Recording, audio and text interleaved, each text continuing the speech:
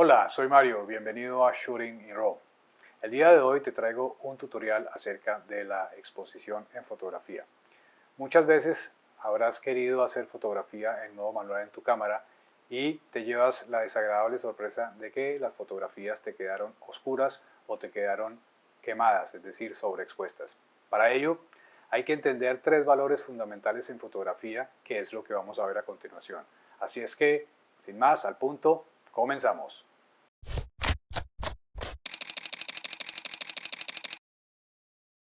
En exposición en fotografía hablamos de la correcta iluminación de la escena que tiene la fotografía.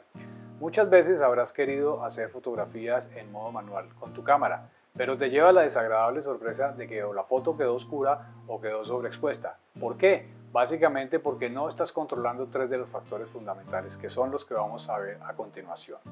El primero de ellos, que es el primero que tienes que tener en cuenta cuando vayas a setear o hacer el setup de tu cámara para disparar en modo manual, se llama ISO.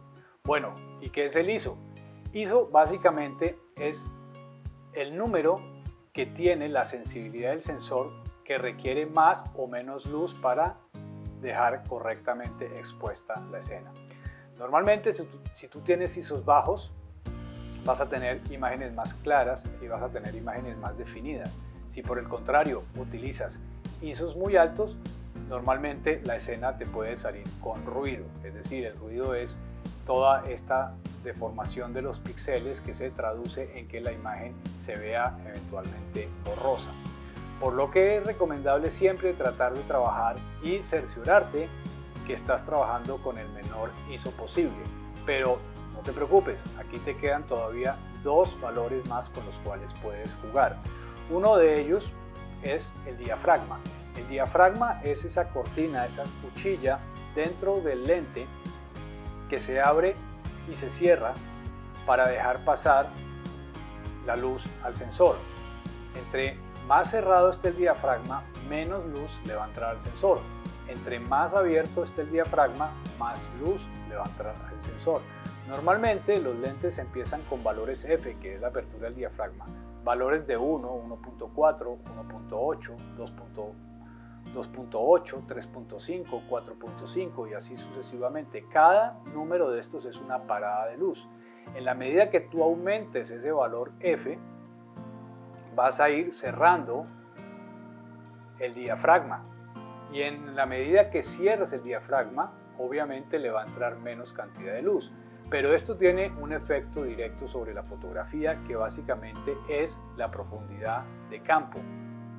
¿Y qué es la profundidad de campo? Es el área de enfoque aceptable adelante y detrás del sujeto. ¿Cómo funciona esto?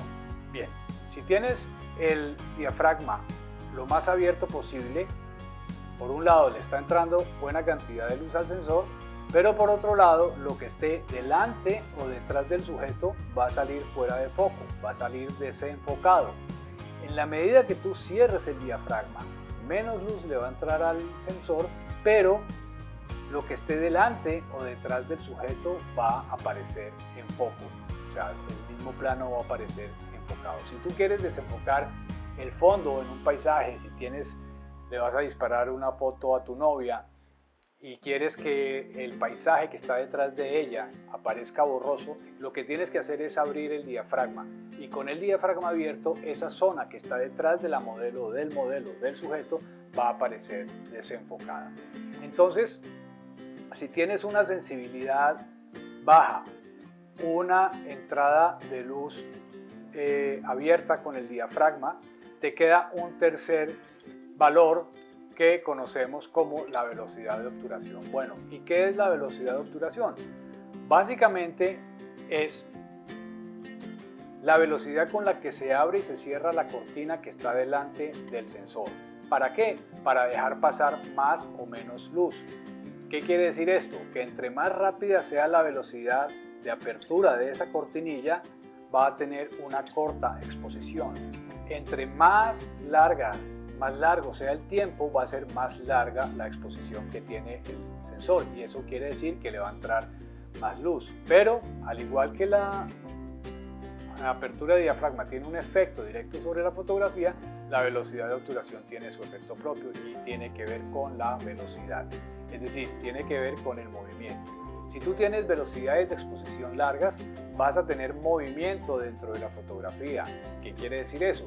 Que si tú estás fotografiando a alguien que está caminando o un objeto en movimiento y lo haces con larga exposición, ese sujeto que estás fotografiando va a aparecer en la fotografía movido o en movimiento.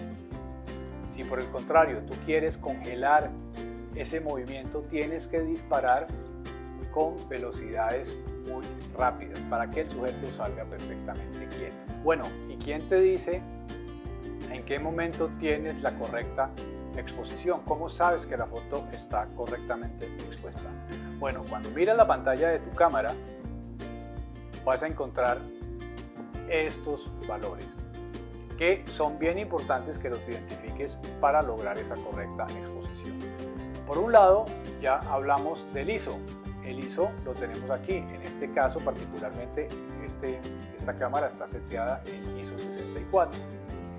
Se está usando una apertura de diafragma de 2.8 y una velocidad de 1/10 segundos.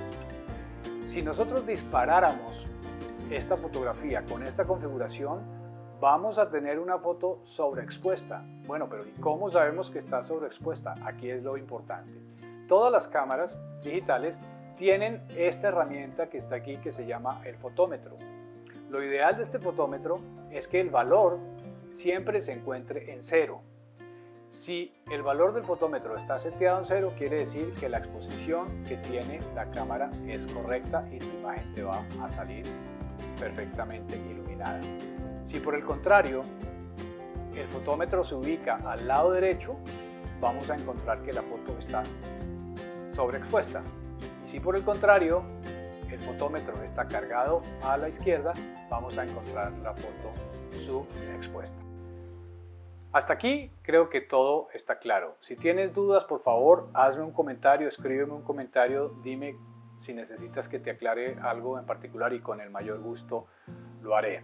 Si por el contrario quieres avanzar un poco más en el tema, te dejo el link aquí en el video. Ahí está el curso completo de fotografía para que lo puedas ver con más detalle. Ahí está señalado todo en cada uno de los tiempos, los temas que se están tratando en ese curso. Bueno, ya vimos cómo los distintos valores se interrelacionan unos con otros. Ahora vamos a ver de manera práctica con este simulador que te voy a dejar en la descripción del video. Ahí vas a poder entender ya de manera práctica cómo se afectan unos valores en relación a los otros cuando vas a realizar una toma con tu cámara. Bien, tenemos un valor de apertura que ya lo vimos, una velocidad de obturación y un valor ISO. Si yo modifico cada uno de estos, voy a tener un efecto completamente distinto. Vamos a iniciar seteando el ISO como hablamos hace un rato. Vamos a poner el ISO lo más bajo posible. Ahora, cuando seteamos el ISO, independientemente de la velocidad de obturación o de la apertura, el exposímetro nos va a indicar que la foto está bien expuesta o está mal expuesta, es decir, está sobreexpuesta o subexpuesta. Cuando el exposímetro se sitúa a la derecha, quiere decir que hay una sobreexposición, y cuando se sitúa a la izquierda hay una subexposición. ¿Cómo hago yo para corregir una sobreexposición? Básicamente tengo que hacer que entre menos luz al sensor. ¿Cómo logro eso? Por un lado puedo cerrar el diafragma, aumentar el valor F, y vemos inmediatamente cuando movemos el diafragma, o sea, cerramos el diafragma, empieza el exposímetro a tender hacia 0. Luego, si aumentamos la velocidad, vemos cómo se desplaza el exposímetro hacia la izquierda. En este caso nos está indicando todavía que la toma está o va a estar subexpuesta. Entonces lo que vamos a tener que hacer es abrir un poco el diafragma para que entre más luz. A este punto ya vimos que el exposímetro se ubicó en 0. Entonces con este valor de 8, con velocidad de 1/6 de segundo y con un ISO 100, si tomamos una fotografía, el resultado que vamos a tener es este. Tenemos una muy buena exposición, tenemos una profundidad de campo muy poca, es decir, vemos que está un poco enfocado o desenfocado el primer plano y el plano de fondo, y tenemos el movimiento, que la hélice se ve en movimiento, es decir, no se detecta la hélice porque está en movimiento, porque estamos usando 1/6 de segundo en la velocidad. Ahora bien, ¿qué pasa si queremos, por ejemplo, que la hélice se congele? Para ello tendríamos que usar una velocidad lo suficientemente rápida, y al usar una velocidad rápida, la velocidad de obturación va a ser tan rápida que no le va a entrar suficiente luz al sensor. Entonces, ¿qué es lo que tenemos que hacer? Bien sea, tenemos que, si queremos mantener la misma profundidad de campo, el recurso que nos queda para mantener la misma profundidad de campo y una correcta exposición sería subir el ISO. Al subir el ISO, vemos cómo ya el exposímetro se empieza a tender a el centro, a 0. Y aquí, con un ISO 25600, vemos cómo logramos tener esta misma profundidad de campo y vamos a ver cómo congelamos la imagen. Aquí logramos congelar completamente la hélice y mantuvimos la misma profundidad de campo, pero la foto se nos afecta aquí básicamente por el grano o el ruido. Vemos que a ISO tan alto la foto está llena de ruido. Entonces, ¿qué podemos hacer con esto? Básicamente lo que vamos a tratar de hacer es mantener el ISO bajo, pero al bajar el ISO, necesariamente para congelar la imagen tendríamos que tener una apertura que inclusive con estos settings no nos alcanzaría, entonces tendríamos que disminuir la velocidad. Al disminuir la velocidad ya hemos compensado todos los valores y logramos tener el exposímetro en 0.